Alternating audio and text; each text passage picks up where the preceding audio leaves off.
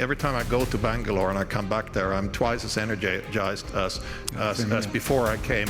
And you just go like, wow. Yeah, you meet somebody who speaks fluent German, and I go like, where did you study in Germany? The person says, I've never been to Germany.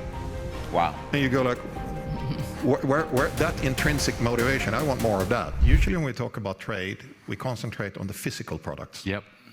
But there is, of course, a digital product as well. Correct. That you cannot touch it. Yeah.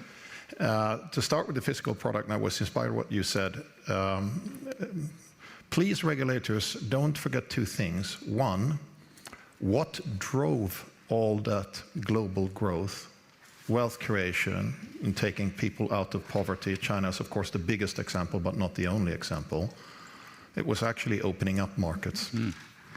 It's fully legitimate to talk about the level playing field, the way a market should work. It should be a level playing field for the market participants. So that discussion is necessary. But when it crosses the border of going into just blatant protectionism, it goes too far. So the level playing field, yes. Protectionism, no.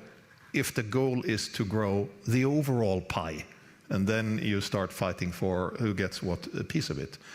And in that context, with speed, the speed of the entrepreneurial mind is incredibly fast. Even if I go back to the history of our company, in 1886, Gottlieb Daimler invented the car. In 1898, he was doing business in the United States. 2 years later. 12 years later. Yeah, 12 years later. And think about what the world looked like then. And the invention had just been invented. Yeah, so I'm sure he thought Germany was a great market, maybe France, maybe the UK, whatever. But he went. That entrepreneurial mind, you can never stop that. You can never stop that, and it will be quick. Now over to the digital world, a reflection. If you are a global company, Mercedes-Benz is a global company, and you have an R&D footprint in Europe, for us, of course, our home is Germany. In the United States, we're in Silicon Valley since 25, 30 years. Our second biggest R&D center is in Bangalore in India, been there for 25 plus years.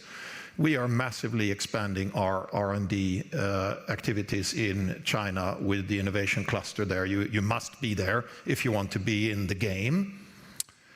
You cannot stop those engineers from talking to each other. No. You won't.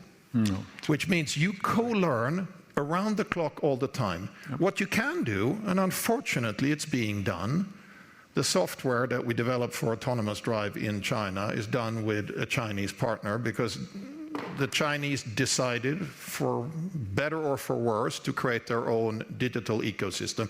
They are now trying to take that into the world, whereas the rest of the world was dominated by, let's call it the American lead, not just the Americans, but mainly the Americans. So indeed, we do double engineering unnecessarily so, but the thought between the minds that invent the invention is still shared. Yeah. Even if you digitally try to insulate yourself, you cannot stop thought and you cannot stop entrepreneurial mindset and speed. So Ola, based on that, how do you stay competitive in an era of what she calls weaponized trade, when you have major competitors like BYD, who are becoming a very big player in EVs, or Toyota, and you're this globalized company with these R&D centers all over, and you need all these markets? Well, the old saying, if you can't beat them, join them. You definitely go where the action is, and you have to tap into the talent pool. There's no way around that. I mean, we will be the soul of the companies. We have this German soul, obviously, and the entrepreneurship and the precision and the quality thinking and all those things. We will not cast away that DNA. That is our brand.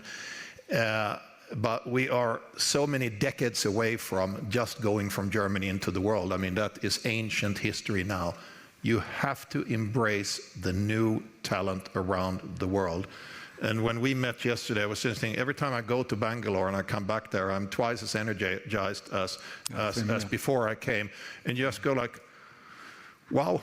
Yeah, you meet somebody who speaks fluent German, and I go like, where did you study in Germany? And the person says, I've never been to Germany. Wow. And you go like, where that intrinsic motivation, I want more of that. And we will go to where that is.